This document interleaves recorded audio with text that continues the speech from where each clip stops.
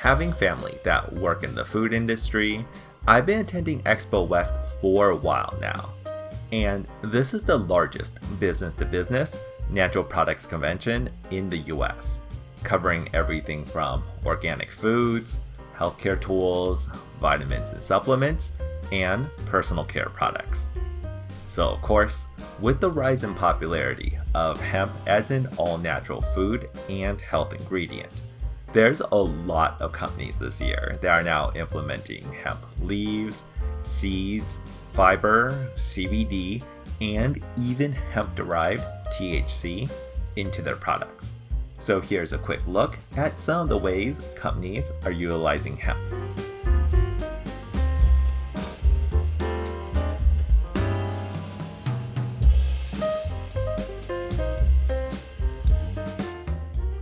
It's insane how quickly hemp and CBD has proliferated after the 2018 Farm Bill passed, with a bunch of panels here at this convention dedicated to this trend.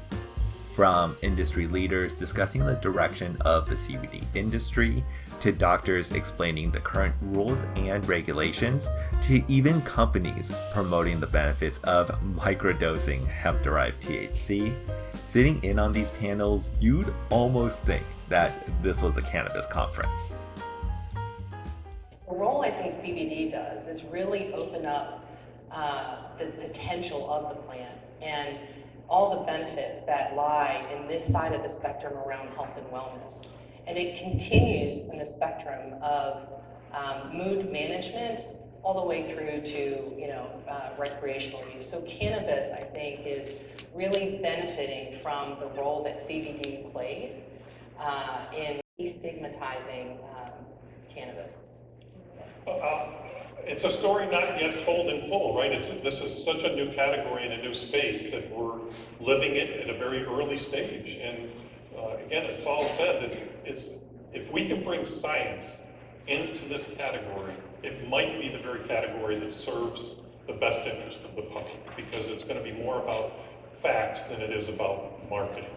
Right now, there's a perception. People are excited about CBD, but they're a little bit skeptical too, because whenever you say that it cures everything, there's something feels very snake oily about that. I think to most people, right? They become suspicious about what is it? Can't cure everything, but the thing is, it does cure things. As I said, it helps me with my anxiety. I have friends that can, swear by it for sleep. It helps.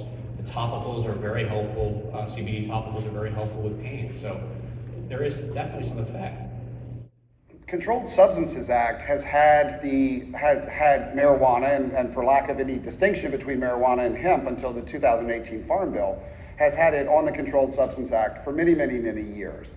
And that's important, as we'll see in a minute, because it has prevented not only good seeds, but it's prevented the ability to bring products to market, because if you did, they would have been controlled substances.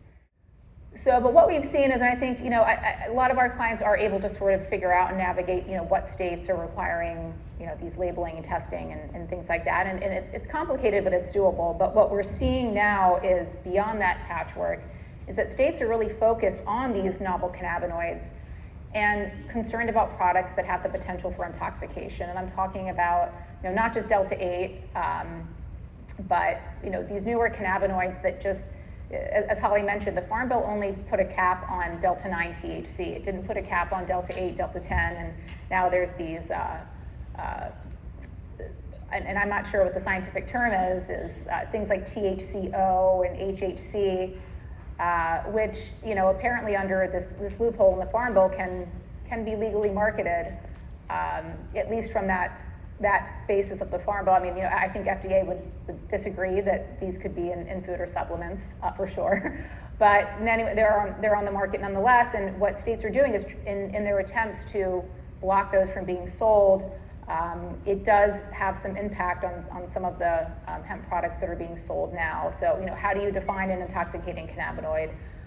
What should be in the adult use market? And I think the marijuana industry is watching this closely too.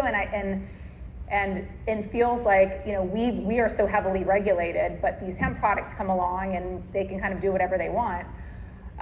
So second, these intoxicating cannabinoids is one thing, and then looking at full spectrum products too. So there is that 0.3% dry weight basis cap on Delta-9 THC, but the Farm Bill didn't really address finished products.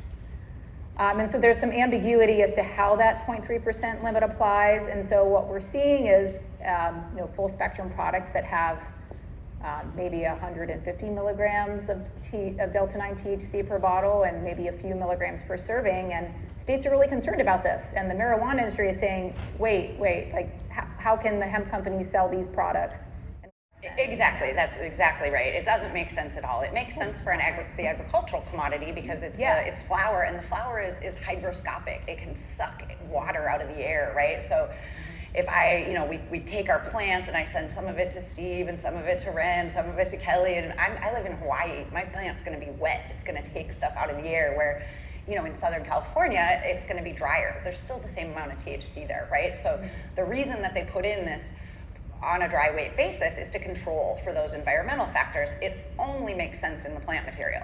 That's just not how we measure things in products. If you look at a gummy bear versus a beverage or a whatever, what are you gonna take? You have a CBD club soda and you're gonna take the water content out? What do you have then? Nothing. That's the thing. If it's an extract, it's all wet, it's all moisture. Yeah. So I think the other thing that Steve said that I want to follow and I think was really interesting is things that get you high were Mr.'s words. And this is something we could talk about for days on its own, the fact that states now are trying to define intoxicating. And so what I was saying, where terminology is so critical in these discussions, and regulators and legislators need to call a scientist before they go and write some language that's going to pain us all for the next, part of our lives. You don't think "get you high" is sufficient? I don't know. That might be straight up. But from a scientific perspective, the term intoxicating it's just not objective. You can't. There's no way to define this, right? And so that's just a doozy. That's like Ren and I were speaking the other day, and I was like, I don't even know. Like, this is going to wake me up at night. And then also, are we supposed to be the buzz police? I mean, caffeine gets you high, right? There's products like theanine that are certainly psychoactive, but may not be intoxicating. So, I mean, it's down a really, really strange pathway when we start to try to regulate the buzz that something gives you, and it's not very scientifically definable. On the Expo floor, I saw a lot of companies sampling hemp and CBD infused products, and I interviewed a couple of them that was focused specifically on CBD to get a gauge on where the hemp industry was moving towards.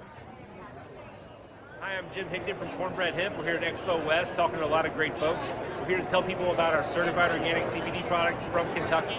So the three things that really distinguish us in the marketplace for other CBD products is that we're USDA certified organic, we're full spectrum with up to 2 milligrams of THC, and we're a flower-only extraction, which means no leaves or stems in the extraction process, just the flower of the hemp plant in our cannabis products. So for synthetic cannabinoids like Delta-8 THC, that's not something that Cornbread Hemp has been involved in at all, because to make Delta-8 is beneath the integrity of the certified organic process. And because we're using a flower-only extraction process, which we extract using certified organic sugarcane ethanol, we don't really mess with synthetic cannabinoids like Delta-8 at all. Don't really mean we don't do that shit at all. Hello. Hi, good morning. I'm Dave Neuendorfer, CEO of Open Book Extracts. We're here at the Natural Products Expo West. Excited to show off some of our products that we've been working on and to provide our clients and other target companies some updates on the exciting things that are happening that we're driving in the cannabinoid market. So Open Book Extracts, we are a CGMP certified company. That means current good manufacturing practices. It is not an FDA requirement for our market yet. We hope it will be. And we are self-regulating at a level to be able to serve the clients and the brands that care about quality and reliability and consistency in this market. So that starts with ingredients. And as you can see, we have some of our ingredients on this table here. We have really pushed the envelope, bringing to market some of the rare or minor cannabinoids, which occur in very low concentrations naturally in the flower. But over the last few years, we have been able to develop methods to extract those concentrations from the flower at pharmaceutical grade purity. We've also found upstream partners who are producing certain of these cannabinoids biosynthetically. And then we also have some synthetic production pathways to these cannabinoids as well. Whether it's a phyto pathway, a biosynthetic pathway, or a synthetic pathway, all of those paths end with bioidentical 99% plus purity on the cannabinoid that we offer in bulk for our clients or that we utilize for our formulation and downstream manufacturing services. Some of the minor cannabinoids that we're most excited about open up new avenues to therapeutic need states than CBD was ever able to open up. So CBD, of course, known for relaxation and anti-inflammatory properties on topicals, but then now we have CBN, which has soporific effects. It helps you go to sleep. It's going to compete with melatonin. We have CBDV. CBDV has mood lift and energy properties. It will compete with caffeine and nicotine. We have THCV, which oftentimes is referred to as plant-based Adderall. It helps you focus. If you take 5 or 10 milligrams of THCV, you're going to be the most productive version of yourself that you've ever been. And so we're excited about these compounds because it expands the therapeutic need state that we can deliver to our brands and their consumers. So all of these cannabinoids are non-intoxicated. So we don't move into the line that we draw in terms of our 2018 Farm Bill compliance. We stay below that 0.3% Delta 9 hemp-derived THC threshold, of course. And then all of these products that we're producing on the minor cannabinoid side are non-intoxicating. So we don't produce Delta 8, we don't produce HHC, we don't produce THCP or THCO, which are all in vogue now, but something that we're not comfortable with because we haven't invested the time to get those products to pharmaceutical grade purity. We also think that they're not really in the spirit of the 2018 Farm Bill. And everything that we do at Open Book Extracts, we want and expect to have a spotlight shined on us. And we want the DEA and the FDA to point to our company and say, this is how we want all of our companies in this market to work. So yeah, it was quite interesting to see just how big hemp and cannabis is becoming. Because remember, this is a mainstream natural food convention, not a cannabis or hemp conference. And the last time I was here 4 years ago, there was zero mention of CBD or cannabis. So it definitely feels like something big is happening. And the more I see stuff like this, the more optimistic I become. After all, it's the one issue that both Republicans and Democrats really agree on, that it should be legal nationally. I think it's like up to 70% of Americans, or 68% of Americans believe that cannabis should be a nationally legal drug, and that it is helpful and therapeutic in medicine for a lot of people, and also recreational use as well. So I do think there is a normalization happening. It's slow. The train is a slow rolling train. But from my perspective, it's only, the train has left the station. So we're not going back to the old days. So it's just a matter of time. And you talk to some people think it's going to be legal next year. Some people think it's going to be 5 years. I don't know, but I'm very confident that, already I think, I have children 12 and 16. To them, they're not sneaking around. I mean, they're not taking cannabis, but they're not sort of sneaking around talking about it. To them, it's like a normal part of conversation, right? That it's people's medicine. So I think that's encouraging to me that generation is already coming up in a very different way than I came up.